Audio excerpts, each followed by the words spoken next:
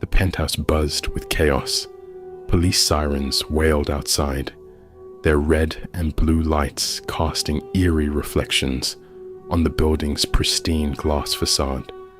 Inside, shattered glass littered the marble floors, and the once luxurious space was drenched in silence, broken only by faint footsteps and muffled voices. Mia Torres sat on the edge of the bed, trembling. Blood smeared her hands and dotted her pale dress. Her wide, tear-filled eyes were fixed on the lifeless body of Jason Wilder sprawled across the floor.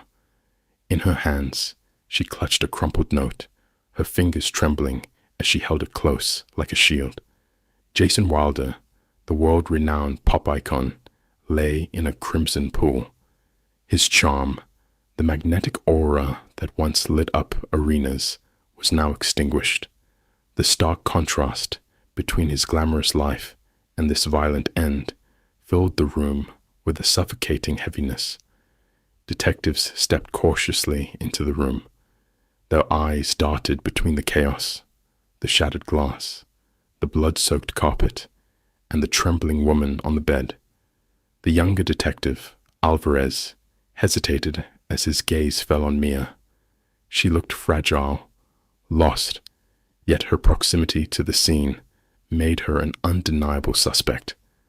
"Miss Torres," said the lead detective, his voice calm but probing. "What happened here?" Mia didn't answer immediately. Her gaze lingered on Jason's still form. Finally, her voice broke through the silence, soft and trembling. "He said he loved me," she whispered, each word heavy with anguish. "But he lied." Detective Alvarez's eyes narrowed. "What's that in your hand?" Mia hesitated, then slowly extended the crumpled note. Alvarez unfolded it carefully, his expression tightening as he read the scrawled message. "Trust no one, not even yourself." "What does this mean?" Alvarez asked, his voice barely above a whisper. The lead detective exhaled sharply, his eyes scanning the room with renewed suspicion. "It means this is more than a crime scene," he said. "It's a story of betrayal." The room fell silent again, the gravity of the moment settling over everyone present. Outside, the sirens continued to wail, but inside, only questions remained. Questions that hinted at love, obsession, and a truth more dangerous than anyone imagined. Jason Wilder was a name that evoked flashing lights and deafening applause. On stage, his magnetic presence captivated millions, a star radiating confidence and charm.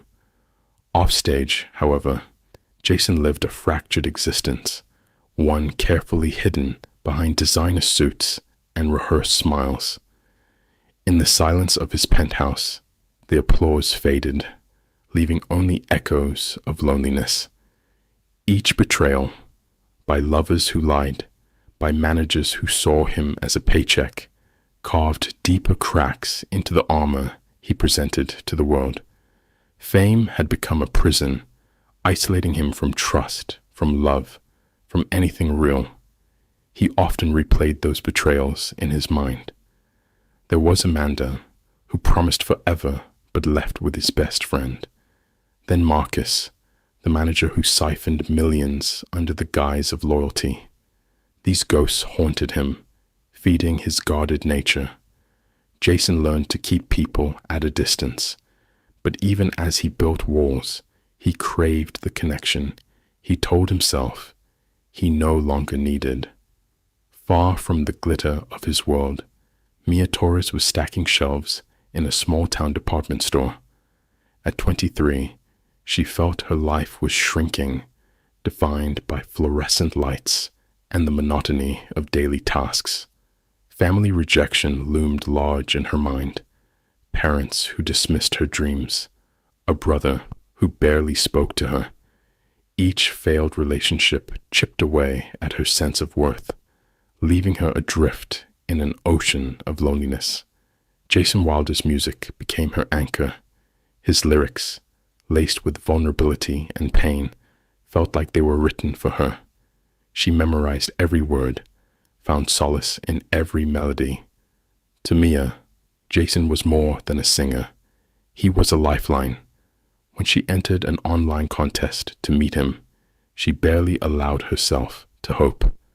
Yet the email confirming her win arrived like a lifeline, offering a moment of light in her otherwise gray existence. At the meet and greet, Mia was overwhelmed by the sheer scale of the event. Flashing cameras, excited fans clamoring for a second of Jason's attention. But when it was her turn, something unexpected happened. Jason's eyes lingered on her longer than they had on anyone else. "What's your name?" he asked, his voice soft yet commanding. Mia," she stammered, gripping her signed poster. There was something in her quiet intensity, something raw and unguarded, that struck Jason. Unlike the practiced smiles and eager flattery of his other fans, Mia's vulnerability felt genuine. "You seem different," he said, offering her a smile that felt personal. "Stick around after the event. I'd like to talk more." Her heart raced. For the first time in years, she felt truly seen. After the crowd dispersed, Jason sat with Mia in a quiet corner. They spoke of music, loss, and the ache of being misunderstood. "People think fame is freedom," Jason admitted, swirling his untouched drink. "But it's just another kind of cage." Mia nodded, her voice barely above a whisper. "I know what it's like to feel invisible." Their connection was instant yet laden with complexity. Jason, intrigued by her authenticity, invited her backstage to his upcoming tour. "You seem like someone who sees the world differently," he explained. "I'd like to get to know you better." For Mia, the invitation was a dream realized. But as she stepped into Jason's orbit, she couldn't foresee the darker currents beneath his charm. Jason's loneliness, masked by his allure, began to dictate their dynamic. For him, Mia was a rare oasis in a desert of distrust. For her, Jason became an escape from a life she desperately wanted to leave behind. Yet, their bond was far from stable. Jason's need for control, fueled by the betrayals of his past, began to creep into their interactions. He dictated when they spoke, where they met, and how much of herself she could share with the outside world. Mia, eager to please, complied, unaware that her dependence on Jason mirrored his on her. Their foundation, built on unspoken secrets and shared voids, was fragile at best. Jason's walls were still firmly in place, and Mia's blind devotion meant she ignored the cracks forming beneath them. As their relationship deepened, so too did the shadows that loomed over them. Shadows of betrayal, manipulation, and a dangerous intimacy that neither truly understood. What began as a chance encounter had already set the stage for a collision neither of them could avoid. Jason's texts arrived late at night, their tone playful yet demanding. "Call me when you're alone." Mia would comply, her heart racing as his deep voice filled the silence of her modest apartment. Their stolen moments, midnight phone calls, fleeting visits to hidden suites, were intoxicating. In these private exchanges, Jason seemed stripped of the bravado he showed the world. He listened to her, shared his frustrations, and laughed at her awkward jokes. But as their connection deepened, cracks began to form. The secrecy surrounding their relationship, once thrilling, became suffocating. "Why can't we just go out like normal people?" Mia asked one evening, her voice tinged with frustration. Jason sighed, his tone gentle yet dismissive. "You know, it's not that simple. People wouldn't understand." Though his words soothed her for the moment, doubt lingered. Jason's affections came in waves. One moment, he showered Mia with attention, sending flowers, penning her heartfelt notes, or playing her songs he claimed were written for her. The next, he'd vanish for days, leaving her texts unanswered and calls ignored. "Where were you?" she demanded when he finally called after a 3-day silence. "I was busy, Mia," he replied curtly, his usual warmth absent. "You don't need to know everything I do." Her chest tightened, but she didn't press. His dismissiveness stung, yet she clung to the moments when he made her feel like the only person in his world. She couldn't shake the feeling that her love was conditional, there when he needed it, discarded when he didn't. Jason's control crept in slowly, disguised as concern. "I don't like how they talk to you," he said about her coworkers. "Maybe you should cut ties with them. You deserve better." Over time, her circle grew smaller, her world narrowing to him. When she hesitated to cancel plans with a friend, his voice turned icy. "I thought I was the one who mattered to you." Guilt wrapped around her like a noose, and she gave in again and again.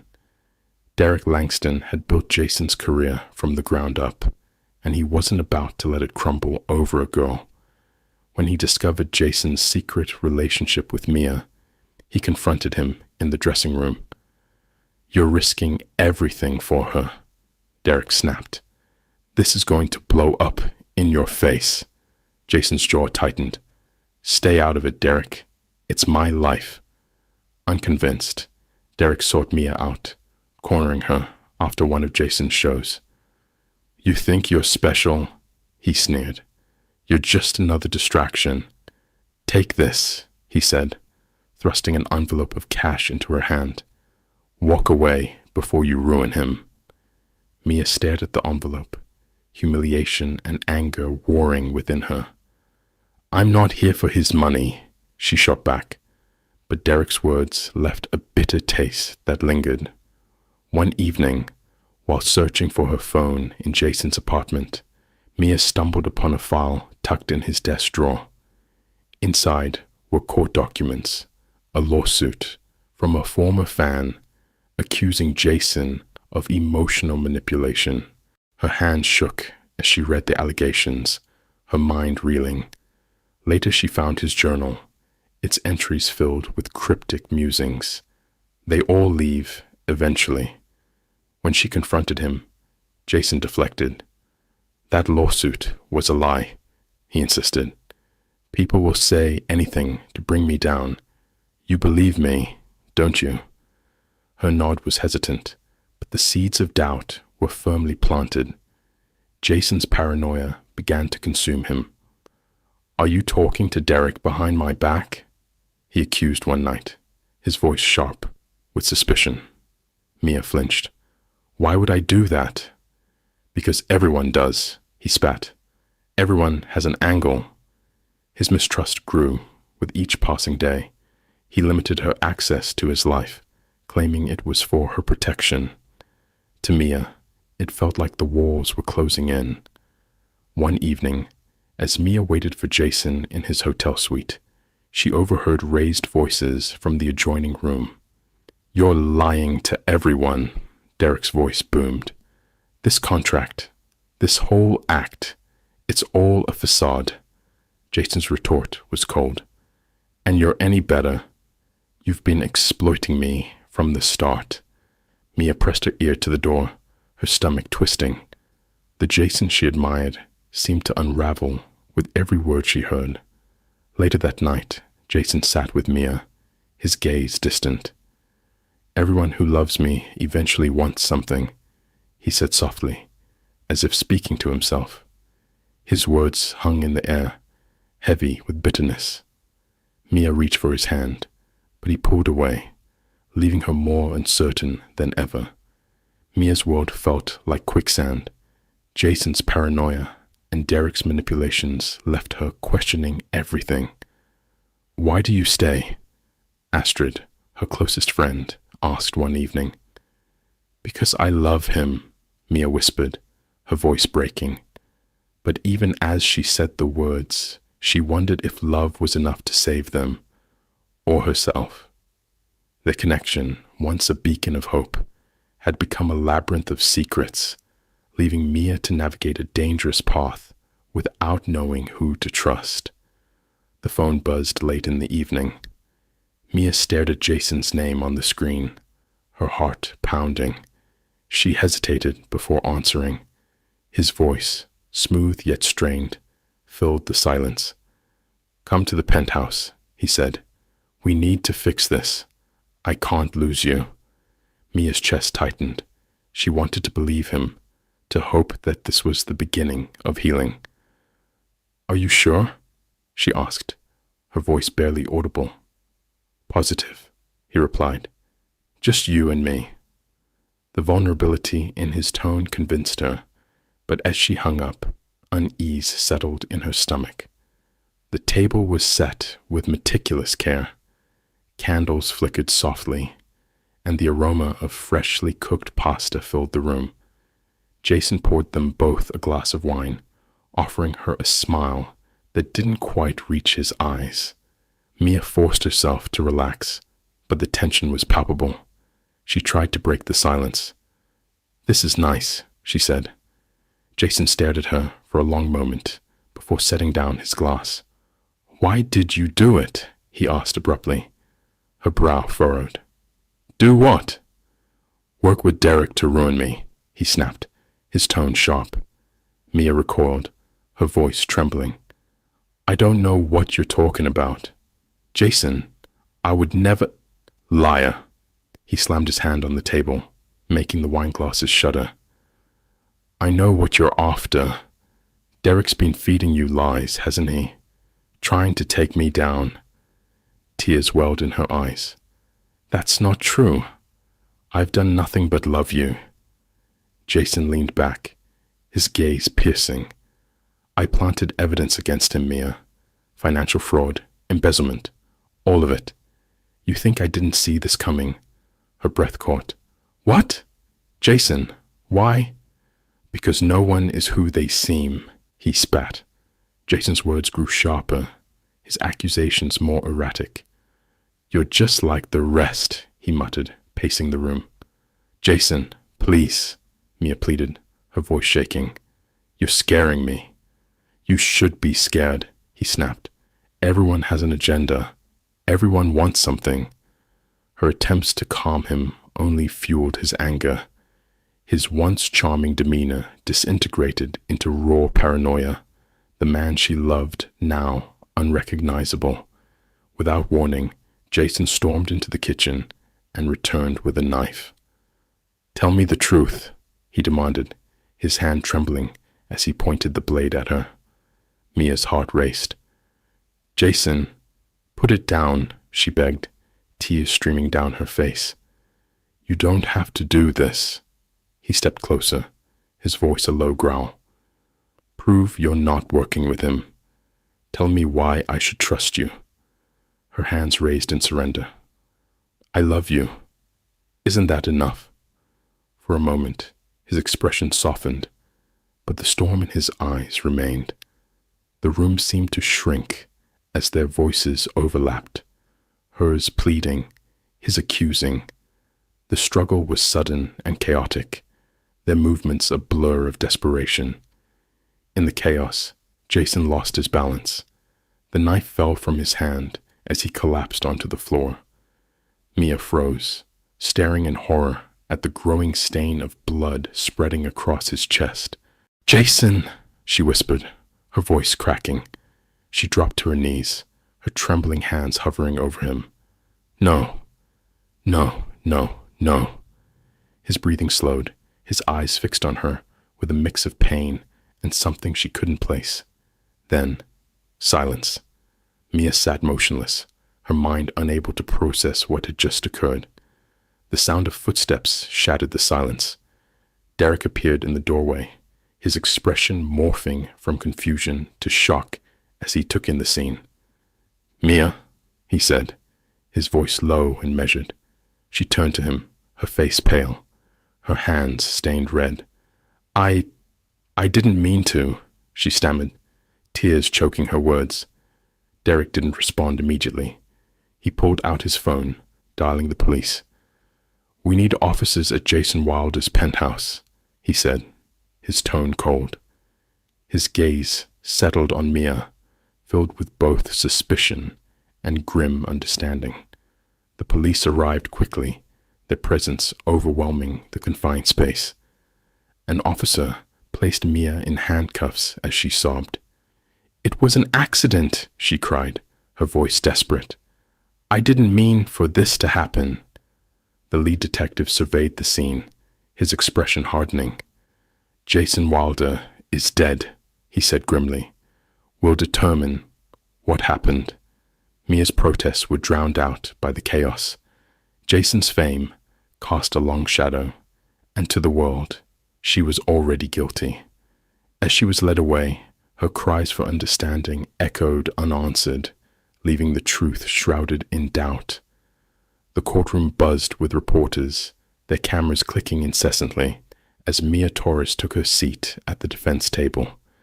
Headlines screamed accusations. Fan turned killer. Jason Wilder's fatal obsession.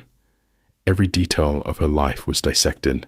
Her troubled relationships, her fascination with Jason, even her presence at the crime scene.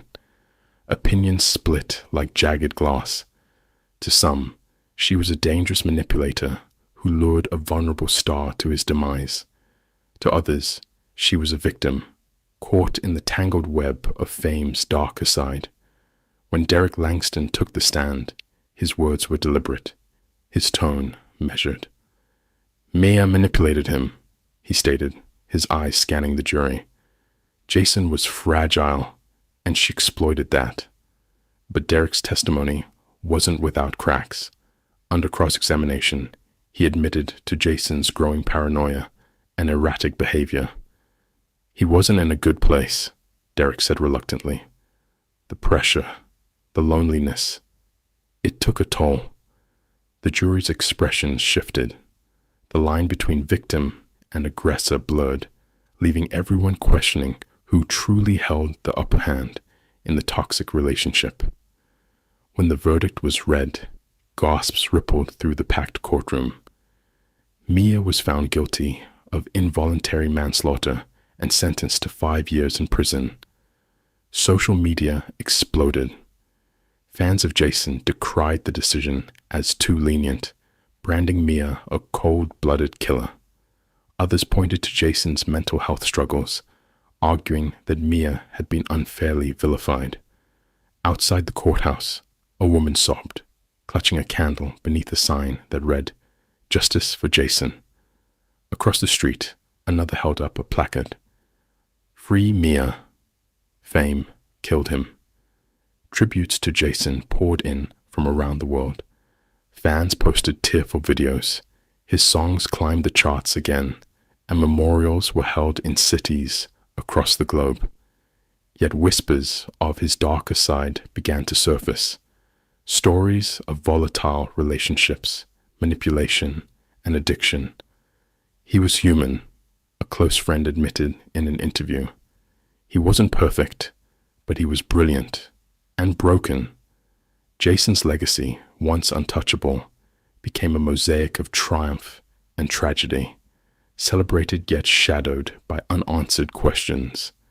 In the sterile visitation room of the prison, Mia sat across from her mother for the first time in years. Her mother's eyes were filled with regret. "I should have been there for you," she said softly. Mia's initial response was silence, but her defenses began to crumble. "I didn't think you'd come," she whispered. Her mother reached for her hand. "I'll always come, Mia. We'll get through this." For the first time in years, Mia allowed herself to feel the faintest glimmer of hope, despite the walls that confined her. Prison forced Mia to confront the choices that led her there.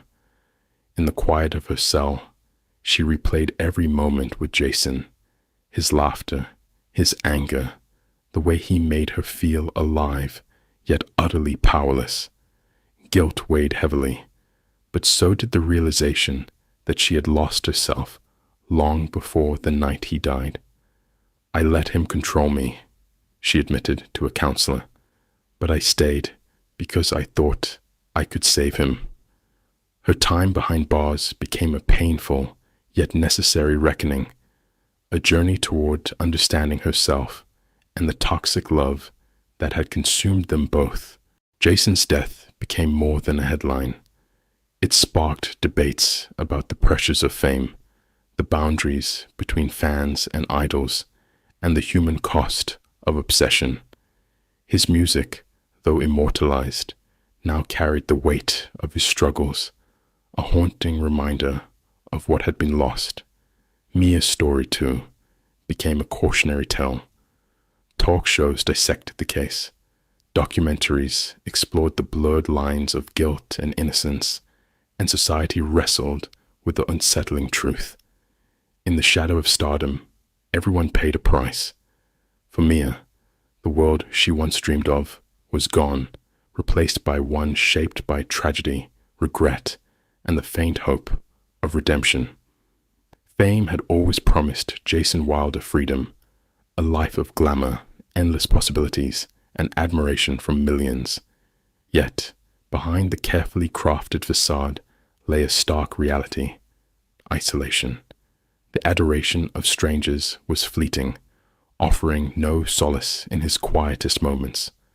Loneliness crept into the spaces between concerts and interviews, filling them with mistrust. Jason struggled to reconcile the person he was with, the image the world demanded, leaving him vulnerable to the cracks that fame had carved into his life. Power, however, gave Jason a sense of control. It allowed him to dictate the terms of his relationships, including his connection with Mia. With her, he was both protector and manipulator, using his influence to draw her closer while hiding his own insecurities.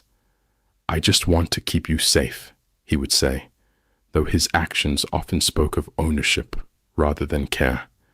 His need for control stemmed from fear, yet it was Mia who bore the weight of his unresolved pain. For Mia, Jason was more than a star. He was a savior.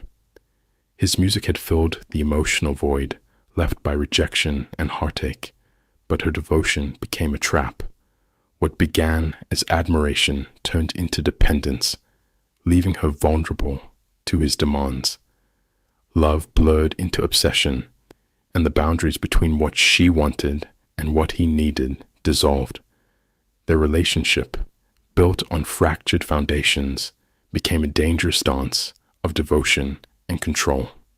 Truth, in their story, was a fragile concept. Jason's perspective was tainted by paranoia, Mia's by desperation, and the world's by spectacle. Each version of events clashed, creating a murky narrative where motives were questioned and justice felt elusive. Could anyone truly discern what happened between them, or was the truth forever obscured by emotion and circumstance? In the end, their story left a haunting echo. In a world where love and obsession blur so easily, the truth is rarely what it seems. The tragedy lay not just in the events themselves, but in the realization that both Jason and Mia were victims of their own vulnerabilities, caught in a web of fame, power, and despair.